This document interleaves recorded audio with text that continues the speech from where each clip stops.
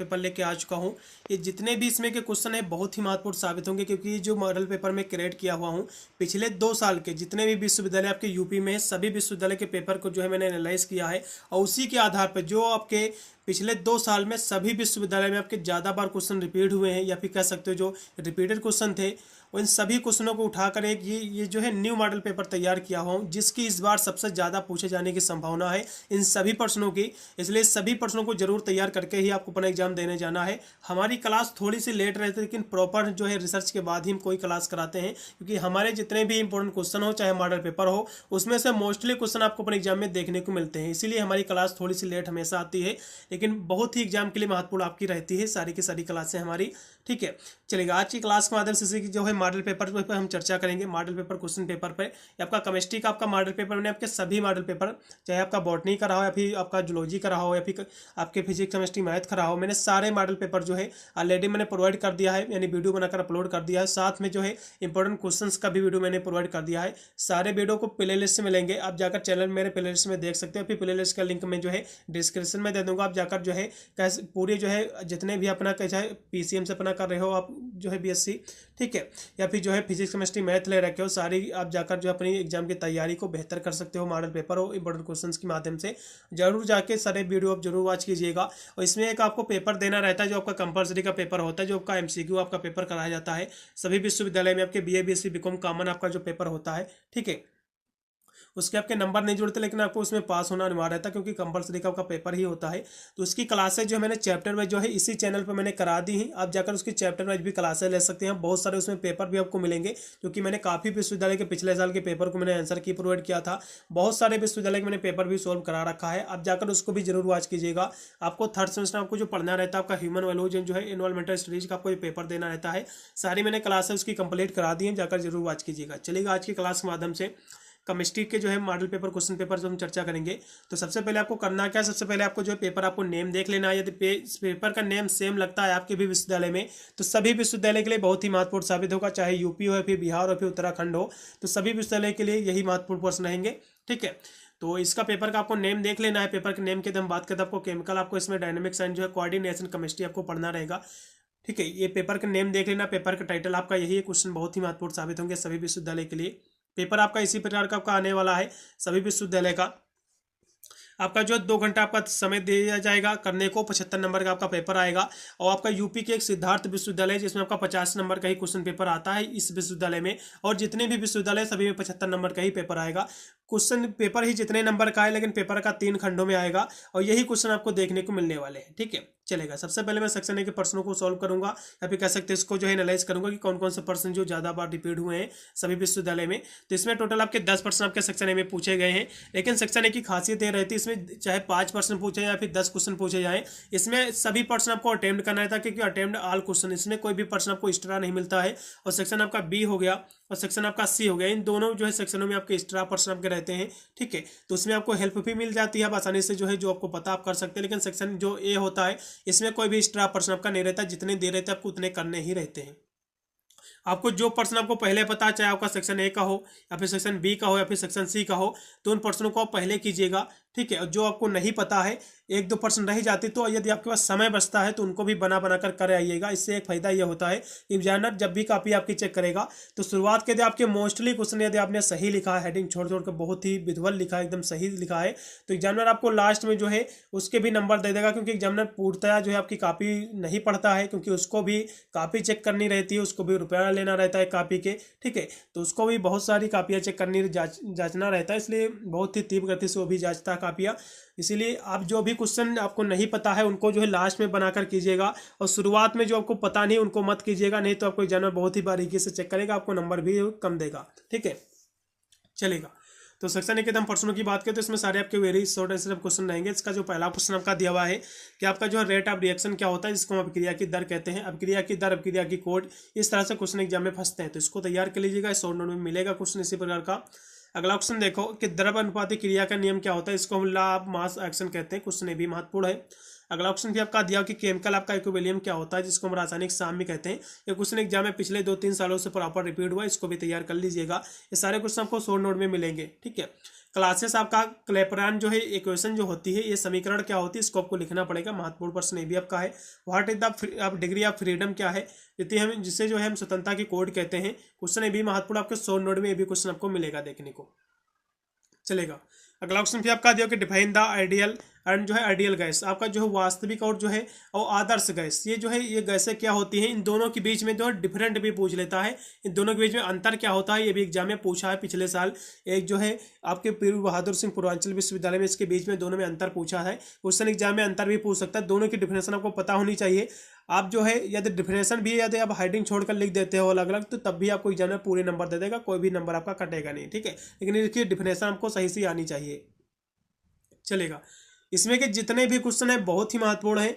मैं इसमें जो है कम से कम जो है 5 से 6 क्वेश्चन एक्स्ट्रा मैंने इस मॉडल पेपर में और भी मैंने ऐड किया है, क्योंकि टोटल देखा जाए तो आपके सेक्शन ए में आपके जो है 10% मैंने इसमें रखा है, और जो है सेक्शन बी में आपके टोटल जो है 7% रखा है, और सेक्शन सी में आपके 4% आपके पूछे जाते हैं। तो वही हिसाब से मैंने मॉडल पेपर को क्रिएट किया है, और इसके बावजूद मैंने 4% और भी इसमें मैंने एक्स्ट्रा ऐड किया है। तो देखा जाए तो आपके 8-4 आपके 12 ये हो गए, और 12-6 आपका देखा है हिसाब से, ठीक है। 12-4 आपका हो जाएगा, ये 18 हो जाएगा, ठीक है। और आपके पास ये % देखा जाए तो आपके 25% टोटल आपके हो जाएंगे, और इसी से हो सकता है आपका पूरा पेपर सोल्व हो जाए। इससे बाहर कोई आपको % देखने को मिले ही नहीं, क्योंकि ये प्रॉपर रिसर्च के बाद ही मॉडल पेपर तैयार किया हुआ हूँ मैं, ठीक है। तो आदर्श गैस क्या होती है और जो है वास्तविक गैस क्या होती है, दोनों के बारे में तैयार कर लीजिएगा। इसके बीच में अंतर क्या होता है भी एग्जाम में पूछेगा। अगला क्वेश्चन देखो, कंटिन्यूटी ऑफ स्टेटस क्या होती है, ये भी क्वेश्चन महत्वपूर्ण है। अवस्थाओं की जो है निरंतरता जो होती है, कंटिन्यूटी जो होती है, इसके बारे में देख लीजिएगा। लिक्विड क्रिस्टल क्या होता है, क्वेश्चन पिछले साल रिपीट हुआ, इसके बारे में स्पेशली तैयार कर लीजिएगा। वंडर वाल्स इक्वेशन क्या है, ठीक है, ये लिखने को पूछ लेता है। अगला क्वेश्चन देखो आपका उभयदंती लिगेंड क्या होती है, इसके बारे में आपको शॉर्ट नोट पढ़ लीजिएगा। यहाँ से आपका सेक्शन आपका बी आपका स्टार्ट होगा, तो इसके हम पर्सनों की बात कर ले। इसमें जो आपके टोटल आपके 7% इसमें रखे हैं मैंने, इसमें जो है टोटल देखा है हिसाब से आपके 4 ही % आपको करना रहेगा, ठीक है। लेकिन आप 7 तैयार करना है आपको, जिससे आपको जो है सेक्शन बी आपका पूर्णतः आपका क्लियर हो जाएगा चलेगा। तो इसका पहला जो क्वेश्चन है, अब क्रिया की कोड क्या होती है, अब क्रिया की जो है आणविकता अभी मैंने आपको बताया था, ठीक है। इसकी जो है ऑर्डर ऑफ रिएक्शन क्या होती है, और जो है मॉलिक्यूलरिटी ऑफ रिएक्शन, यानी अपक्रिया की जो है कोट और अपक्रिया की जो आणविकता, इन दोनों की परिभाषा तैयार कर लेना भैया। इनके बीच में डिफरेंट क्या है, इनके बीच में अंतर क्या है, एग्जाम में फंसेगा सेम इसी प्रकार का क्वेश्चन, इसको भी तैयार कर लीजिएगा। अगला क्वेश्चन भी आपका जो कि आपका कि विलियम कांस्टेंट क्या होता है, इसको जो है हम साम्य स्थिरांक कहते हैं, इसकी परिभाषा तैयार कर लेना है, ठीक है। इसके जो है कह सकते हो इसके जो साम्य स्थिरांक की जो है इकाइयाँ भी आपको लिखना पड़ेगा, महत्वपूर्ण क्वेश्चन है। गिब्स फेस रूल क्या होता है, जिसको जो है हम गिब्स प्रवस्था नियम कहते हैं, ये भी क्वेश्चन महत्वपूर्ण है। अगला क्वेश्चन देखो, आयतन जो है सुधार और जो है दाब सुधार के साथ जो है वंडर वाल्स समीकरण आपको लिखना है। वैसे तो वंडर वाल्स समीकरण आपको पता होना चाहिए, ये क्वेश्चन पूछ सकता है बस, ठीक है।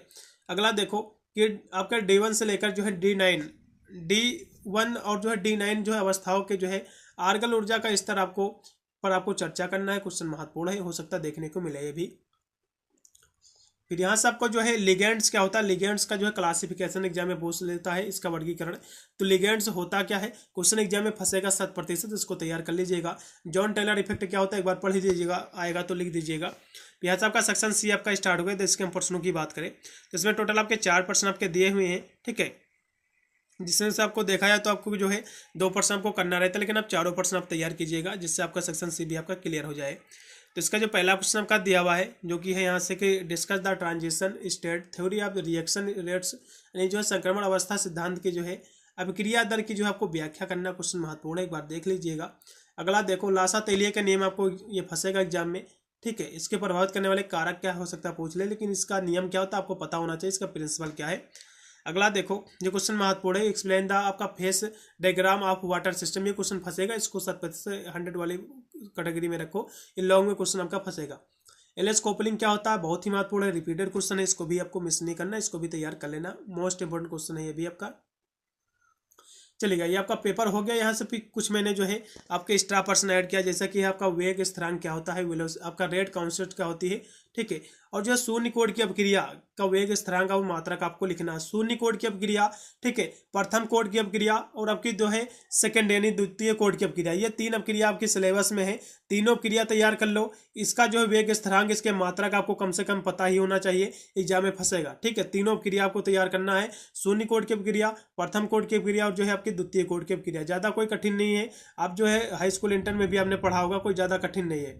अगला देखो, अपक्रिया की कोट और आणविकता को जो है परिभाषित कीजिए। क्वेश्चन अभी इससे पहले भी मैंने करा दिया था, अपक्रिया की कोट और आणविकता में अंतर, ठीक, इसकी परिभाषा इससे पहले भी क्वेश्चन हो गया, इसको तैयार कर लीजिएगा, फंसेगा एग्जाम में।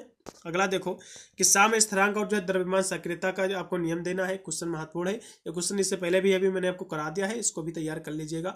एग्जाम में आपको आईपीयूसी नाम आपको पूछ सकता है, आईपीयूसी नाम कैसे लिखा जाता है सब कुछ आपको पता होना चाहिए।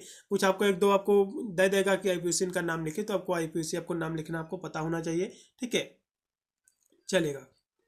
दो क्वेश्चन और इसमें आपको देख लीजिएगा, जैसे कि आपका डाइपोल मोमेंट क्या होता है, जिसको हम वैद्युत द्विध्रुव कहते हैं। शॉर्ट नोट में क्वेश्चन फंस सकता है ये। अगला देखो, अर्हेनियस समीकरण क्या है, ठीक है, इसका जो है वर्णन करना है। इस समीकरण क्या होता है आपको पता होना चाहिए, लिखने को भी पूछ सकता है। एवरेज वेलोसिटी क्या होती है, जिसको जो है औसत हम वेग कहते हैं, ये क्वेश्चन शॉर्ट नोट में फंस सकता है। आपका क्रिस्टिकल कांस्टेंट, ये क्वेश्चन फंसेगा, इसकी गारंटी 7%, ये आपके एग्जाम में, ठीक है, इसको तैयार कर लीजिएगा। अगला देखो कि आपका दिया हो कि एक्टिवेशन एनर्जी क्या होती है, शॉर्ट नोट में क्वेश्चन ये भी बन सकता है। और जो है आपका सिलेक्शन रूल क्या होता है, ये भी क्वेश्चन आपका शॉर्ट नोट में बन सकता है। दोनों शॉर्ट नोट में फंसेंगे, इनको भी तैयार कर लीजिएगा, चलेगा। फिर लास्ट में क्वेश्चन है, ठोस द्रव गैस आपके चैप्टर में दिया हुआ है, तो ये होती क्या है, इनके बीच में अंतर पूछ लेता है, ठीक है। तो ठोस द्रव गैस क्या होती है, इनके बीच में अंतर नहीं तो इनकी डिफिनेशन आपको पता ही होनी चाहिए। अंतर पूछेगा तो तीनों के जो आपको डिफिनेशन लिख दीजिएगा, वो आपको नंबर मिल जाएंगे। यूनिट सेल क्या होता है, शॉर्ट नोट में क्वेश्चन बन सकता है, इसको तैयार कर लो बस। भाई इतने क्वेश्चन थे, ठीक है, चलेगा। आपका चिलेट क्या होता है, इसको एक बार पढ़ लीजिएगा। हाँ, magnetic behaviour of substance of with example, आपका जो पदार्थ के जो चुंबकीय व्यवहार को आपको उदाहरण से समझाना है, हो सकता है एग्जाम में फंस जाए, एक बार देख लीजिएगा, चलेगा। द्रव के अंतर आणविक बलों की उत्पत्ति क्या है, आइडियल गैस है तो अभी आदर्श गैस मैंने आपको पहले ही बताया था। वास्तविक गैस और आदर्श गैस में क्या इसका अंतर है, क्वेश्चन एग्जाम में 7% फंसेगा, इसको भी तैयार कर लीजिएगा। दो बार क्वेश्चन इसी आपके पेपर में हो गया है, ठीक है। ब्रेक्स इक्वेशन क्या है, द्रव का यानी गैसों का द्रवीकरण क्या है, ये क्वेश्चन एग्जाम में फंस सकते हैं, इनको भी एक बार देख लीजिएगा। भाई इतने क्वेश्चन थे, ठीक है, और ज़्यादा नहीं है। जैसे कि मैंने पहले ही आपको बताया कि शून्य कोड की अपक्रिया और प्रथम कोड की अपक्रिया और जो आपके द्वितीय कोड की अपक्रिया, तीनों क्रिया आपको पता होनी चाहिए, ठीक है, एग्जाम में देखने को मिल सकते हैं। भाई इतने क्वेश्चन थे, ज़्यादा कोई विशेष क्वेश्चन नहीं थे, इतने तैयार कर लो, का पूरा पेपर शायद इसी से सॉल्व हो जाए। क्वेश्चन आपको बाहर से कोई मिल रहा है ही ना देखने को, ठीक है। सभी प्रश्नों को तैयार करके ही आपको अपना एग्जाम देने जाना। मैंने आपके सारे मॉडल पेपर इसी तरह मैंने आपके प्रोवाइड कर दिया है, जाकर जो है आप सारे वीडियो जो है जरूर देखिएगा, मॉडल पेपर के या फिर इंपोर्टेंट क्वेश्चंस का भी वीडियो मैंने डाला हुआ है, आप दोनों जरूर देख के जाइएगा। और आपके जो कंपलसरी का जो पेपर होता है उसकी मैंने क्लासें मैंने करा दी हैं चैप्टर वाइज, आप जाकर उनको भी जरूर जो है अटेंड कीजिएगा। मिलता हूँ वीडियो के लिए, तब तक सभी को थैंक यू फॉर वॉचिंग।